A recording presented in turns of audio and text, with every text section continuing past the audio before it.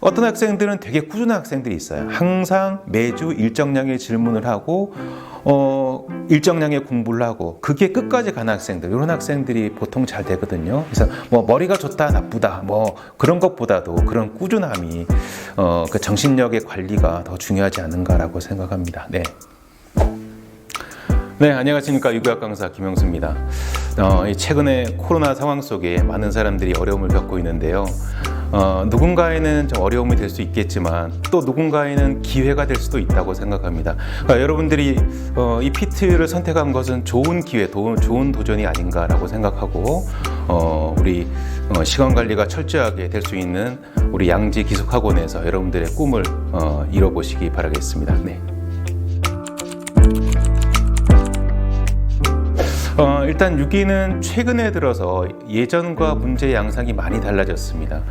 우리 PT의 최근 한 10년간의 이제 문제의 경향성을 보면 예전에는 우리 6기와 같은 지식형 베이스의 과목들이 이해, 그다음에 암기, 응용 이 세 가지 축을 봤을 때 예전에는 단순 암기에 해당되는 부분이 꽤 많았었거든요. 하지만 최근에는 통합적 사고력 이런 것이 좀 많이 추가가 되어 있습니다. 그래서 예전보다는 많이 어려워요. 옛날에는 기본서 많이 본다고 하는 맹머리 정도를 봐서 충분히 합격할 수 있었지만 최근에는 그 정도가 많이 부족하게 됐습니다. 그만큼 준비도 많이 해야 되고 수생들한테는 조금 어렵기도 하고 합니다.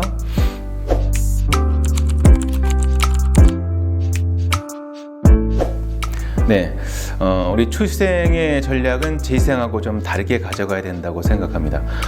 우리 출생들은 너무 많은 양을 해서 만점을 받겠다라는 전략보다는 합격 전략으로 가져가야 된다고 생각합니다. 어차피 재생 이상들의 재도전 학생들의 양을 따라가기는 현실적으로 어렵기 때문에 최소한의 양, 그러니까 최소한의 점수를 확보할 수 있는 양으로 정확한 이해를 해서 많이 반복해서 그 정도 수준의 우리 합격할 수 있는 점수, 그럼 작년으로 따지면 한 16개, 17개, 20개 문제 중에 그 정도를 확실하게 점수를 확보할 수 있는 전략으로 가져가야 됩니다. 그래서 일단 여러분들 학원에서 배우는 내용들에 일단 충실한 것이 더 먼저겠죠. 그 다음에 나중에 그런 내용들을 많이 반복을 해야 됩니다.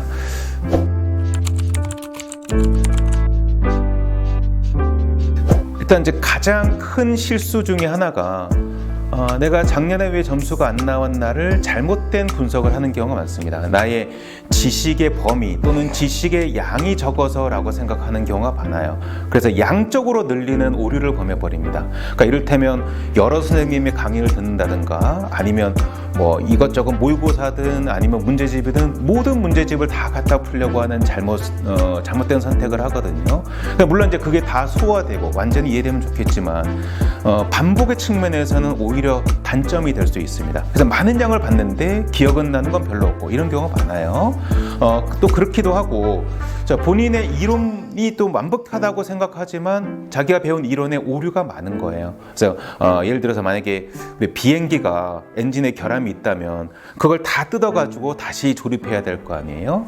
근데 그런 과정이 굉장히 지겨워요. 그래서 그런 과정을 거치려고 하지 않고 그러니까 처음부터 이론을 다시 해나가려는 노력을 하지 않고 문제만 풀다가 잘못된 방향으로 가는 경우가 많습니다. 그래서 좀 지루함을 참고 우리 시험 공부라는 것은 지루함을 극복하는 거예요.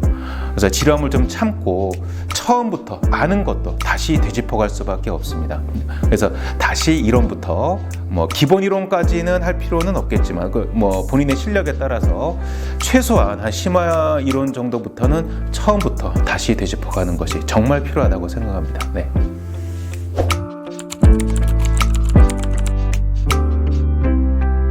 네, 제가 이제 매년 학생들한테 하는 얘기가 있어요.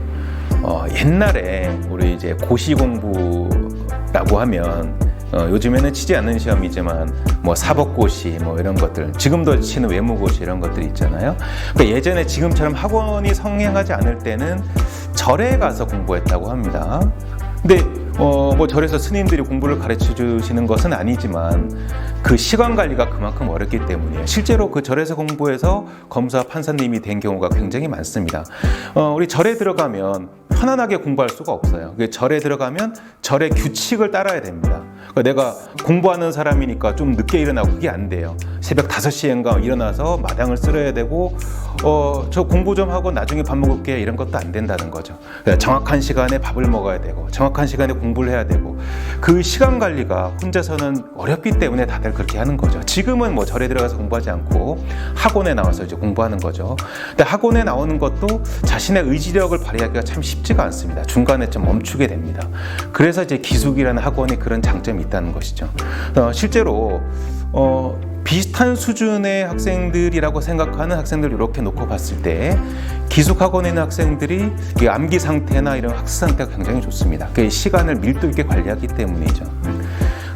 그래서 여러분들이 혼자서 또는 인강을 듣는 것도 나쁜 방법이라고 볼 수는 없지만 더 좋은 선택을 한다면 그러니까 시간 관리가 중점적으로 될 수 있는 이 기숙학원이 누구에게든 더 좋은 방법이 아닐까라고 생각합니다. 네.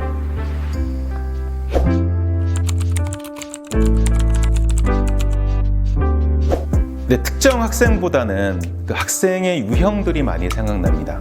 그러니까 어떤 학생들은 초반에 의욕이 좋아요. 그래서 초반에 한두 달 사이에 굉장히 많은 질문도 하고 굉장히 많은 의욕을 발휘하는데 이게 2달, 3달 지나서 꺾인 학생들이 많아요. 그러니까 초반 한 2개월 동안은 질문을 많이 오다가 그 뒤로는 질문을 안 해버리는 거죠. 그러니까 그런 학생들은 선생님이 더 잘 알아요. 심리적으로 많이 무너지고 있구나. 그러니까 질문을 안 오는 때부터는 얘가 이해를 잘하기 때문에 안 오는 건가 그게 아니라 그 의욕이 떨어지는 거예요. 그러니까 기숙학원에 들어오면 다 되는 게 아니에요. 와서 진짜 내가 멘탈이 무너지지 않을 자신이 있다. 이런 각오를 갖고 와야 됩니다. 물론 이제 멘탈에 자신 있는 학생도 기숙에서 시간 관리가 되는 게 더없이 좋다고 생각해요. 예전에 아까 절에 들어가서 공부하는 사람 얘기를 했지만 그 사람들도 멘탈이 약해서 들어가는 게 아니에요. 조금이라도 좀 더 효율적으로 압축해서 밀도 있게 관리하자라는 것이죠. 또 반면에는 어떤 학생들은 되게 꾸준한 학생들이 있어요. 항상 매주 일정량의 질문을 하고 일정량의 공부를 하고 그게 끝까지 가는 학생들, 이런 학생들이 보통 잘 되거든요. 그래서 머리가 좋다 나쁘다 그런 것보다도 그런 꾸준함이 그 정신력의 관리가 더 중요하지 않은가라고 생각합니다. 네.